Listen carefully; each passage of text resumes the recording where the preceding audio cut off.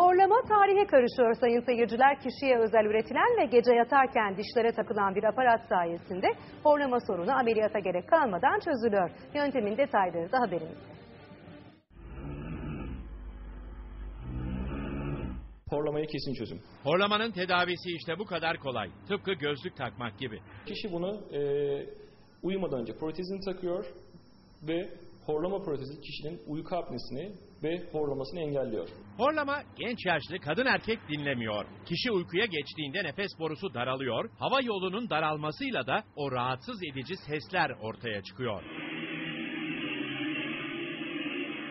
Kişi ne kadar uyursa uyusun sabahleyin yorgun ve bitkin kalkıyor. Ağzında ve boğazında bir kuruluk hissiyle uyanıyor. Açılması zor oluyor.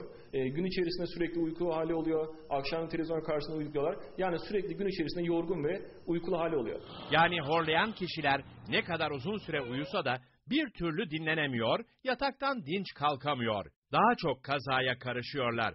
Türkiye'de ilk kez uygulanan horlama protezi ise horlama sorununa birkaç saatte çözüm getiriyor. Hem de ameliyata gerek kalmadan.